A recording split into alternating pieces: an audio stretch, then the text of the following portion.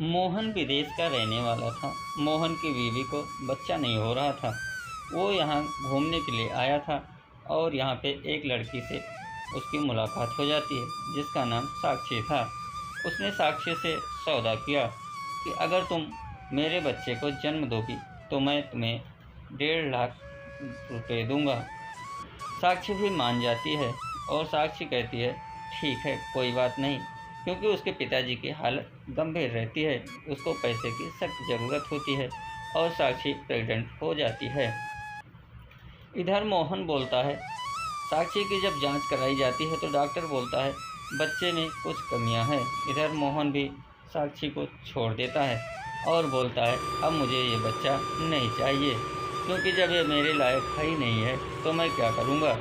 साक्षी इस बात सुनने के बाद ज़ोर ज़ोर से फूट फूट कर रोने लगती है और बोलती है अब मैं कहाँ जाऊँगी, क्योंकि वो बच्चा लेके ऐसे अपने गांव भी नहीं जा सकती। इधर मोहन अपने गांव आ जाता है, मतलब अपने घर आ जाता है।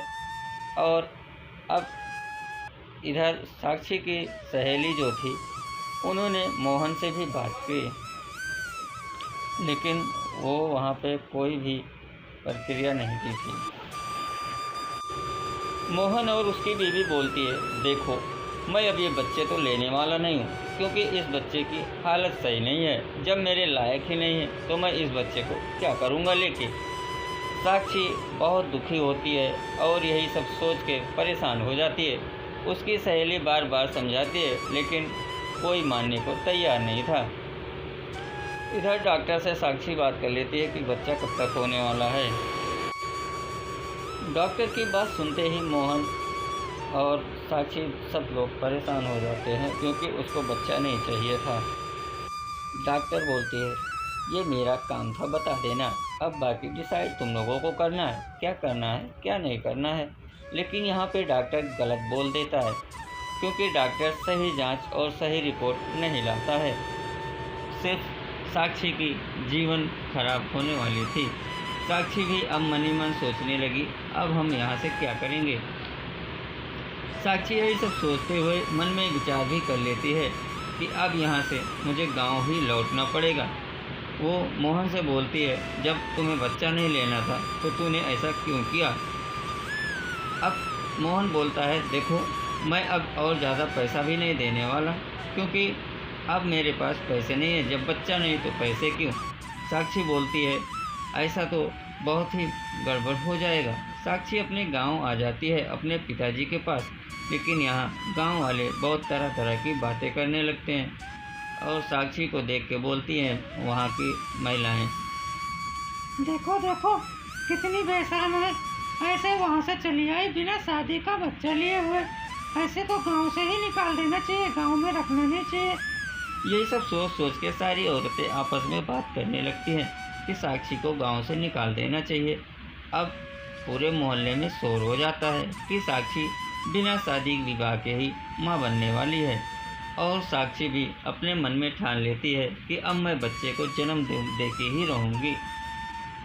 साक्षी के पिताजी मन ही मन सोचने लगते हैं और बोलते हैं मेरी तो ज़िंदगी ही खराब हो गई, मुझे उम्मीद नहीं थी कि मेरी बेटी ऐसा काम करेगी। अब साक्षी ये सब सोच सोच के परेशान रहती थी, क्योंकि उसको भी अब तरह तरह के ताने सुन सुन के एकदम उसका पेट भी भर गया था, क्योंकि अब बर्दाश्त से बाहर हो गया था। साक्षी के पिताजी आए और बोले देखो, अब साक्षी को बोल दो ये बच्चा गिरा दे, क्योंकि हमारी ज़िंदगी खराब हो जाएगी। मोहल्ले वाले बोल रहे हैं अब मुझे गांव छोड़ना होगा। अगर मैं गांव छोड़ दिया तो मैं जाऊंगा कहाँ, क्योंकि मेरे पूर्वज तो यहीं पे जीवन बिता के मर गए हैं। अब मैं आगे कहाँ जाने वाला हूँ। साक्षी के दादा बोलते हैं देखो, अब मैं यहाँ से कहीं नहीं जाने वाला, लेकिन अगर मैं यहाँ से चला भी गया तो क्या होगा, साक्षी कहाँ जाएगी। साक्षी की माँ और उसके पिताजी यही बात कर रहे होते हैं और साक्षी तभी वहाँ आ जाती है और बोलती है देखो पिताजी, तुम क्यों जाओगे, जाना है तो मैं ही जाऊँगी, क्योंकि मैंने गलत किया है और अगर गलत किया है तो उसकी सज़ा भी मुझे ही भुगतनी होगी। साक्षी की माँ बोलती है अरे देखो बेटी, तुम ऐसे कहाँ जाओगी, इस हालत में कहाँ जाओगी। साक्षी बोलती है, नहीं माँ, अब मैं इस बच्चे को जन्म दे के ही रहूँगी, क्योंकि अगर मैंने इतने ताने सुन लिए हैं तो भी इस बच्चे को जन्म देना मेरा कर्तव्य हो जाता है। लाख समझाने के बाद उसके साक्षी के पिताजी बोलते हैं, लेकिन तूने ऐसा क्यों किया? साक्षी बोलती है, मैंने ऐसा जानबूझ के नहीं किया। ऐसा करने के लिए मुझे मजबूर होना पड़ा, क्योंकि पिताजी के इलाज के लिए मेरे पास ऐसे पैसे नहीं थे, लेकिन उसी पैसे के लिए मैंने ये सब काम कर लिया। दादाजी बोलते हैं, अरे हे भगवान, तूने मेरे लिए ये क्या कर दिया? अपनी ज़िंदगी ही खराब कर ली। साक्षी के पिताजी बोलते हैं, कोई बात नहीं बेटा, अब हम तुम्हारे साथ हैं। सच्चाई जानने के बाद उसके दादाजी उसको अपने साथ रखने के लिए तैयार हो जाते हैं और बोलते हैं, कोई नहीं, अब तुम इस बच्चे को जन्म भी दोगी और पालोगी भी।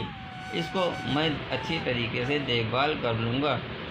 इस बात की जब गांव वालों को पता चलती है तो गांव वालों भी उसकी प्रशंसा करने लगते हैं और साक्षी को लेकर अस्पताल चले जाते हैं। वहाँ पे साक्षी एक प्यारा सा मुन्ना सा जन्म देती है बच्चे को।